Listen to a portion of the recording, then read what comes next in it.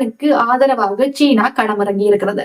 ஈரானிய வெளியுறவு அமைச்சர் அப்பாஸ் அரக்சி, சீனா வெளியுறவு அமைச்சர் ஹாங்கி இருவருமே தொலைபேசியில மேற்கொண்ட உரையாடல் தற்போது வெளியாக இருக்கிறது.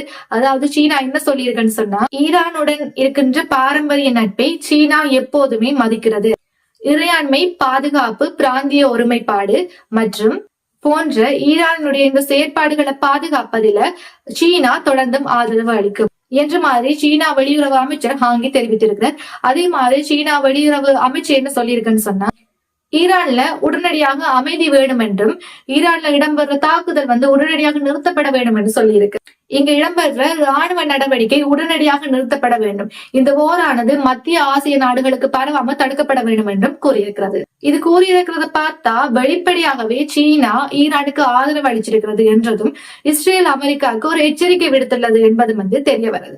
அதோட சீனா ஈரானுக்கு ஏவுகணைகள் கொடுத்து ஹெல்ப் பண்ணுது என்ற மாதிரியான ஒரு செய்தி பரப்பப்பட்ட நிலையில சீனா அதை மறுத்திருக்கு. இப்போது வரையும் தாங்கள் ஆதரவு அளிக்கிறோம் என்று மட்டும்தான் கூறியிருக்கிறோமே தவிர ஏவுகணைகள் கொடுக்கிறதோ அவர்களுக்கு போர் தொடர்பான உதவிகள் செய்யறதோ சீனா இப்போது வரையும் செய்யவில்லை என்றதை உறுதியாக கூறியிருக்கிறது. ஆனா சீனா போரை நிறுத்த சொல்லி இஸ்ரேலுக்கும் அமெரிக்காவுக்கும் ஒரு எச்சரிக்கை விடுத்திருக்கிறது.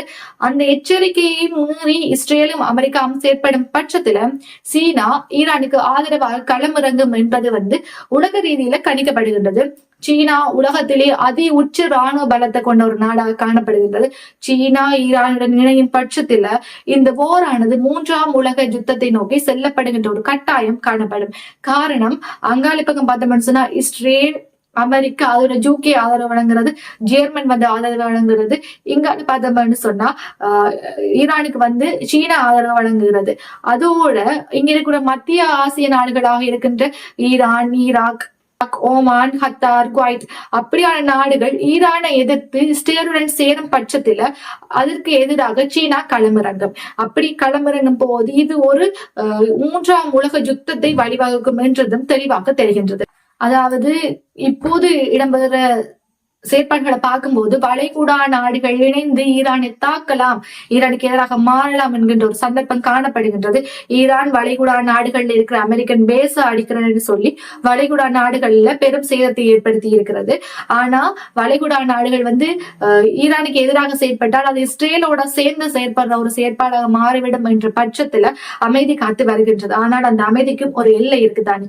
அது மாதிரி தற்போது வரையும் சீனா பல அட்டுழியங்களை மத்திய நாடுகளுக்கு செஞ்சிட்டு, அமெரிக்கன் பேச தாக்குறன்னு சொல்லி பூஜ் கலிபாவை அடிச்சது, அதே மாதிரி குவைத்துல ஒரு தாக்குதலை மேற்கொண்டுச்சு, அதே மாதிரி அங்க இருக்கக்கூடிய விமான தளங்கள் மேல தாக்குதலை மேற்கொண்டுச்சு. இது எல்லாமே மிஸ்கம்யூனிகேஷன் இடம்பெற்றது என்று சொன்னா கூட இன்றைக்கு இடம்பெற்ற, அதாவது இந்த ஹாமூஸ் நீரிணையை வழிமறுத்த இந்த செயற்பாடு வளைகுடா நாடுகளுக்கு பெரும் ஆத்திரத்தை உண்பணிய செயற்பாடாக காணப்படுகின்றது.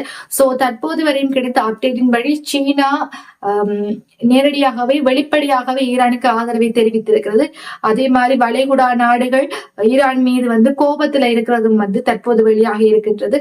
சோ தொடர்ச்சியாக இவ்வாறாக உலகத்தில் இடம்பெறுகின்ற செய்தியை நீங்க உடனுக்குடனே அறிஞ்சு கொள்ளணும்னு நினைச்சா மறக்காம பிகே நியூஸ் ரிப்போர்ட்டை சப்ஸ்கிரைப் பண்ணி, லைக் பண்ணி, கமெண்ட் பண்ணி கொள்ளுங்க. இதே மாதிரி இன்னொரு நியூஸோட உங்களை சந்திக்கும் வரையில் உங்களிடம் இந்த விடைபெறும் நான் உங்கள்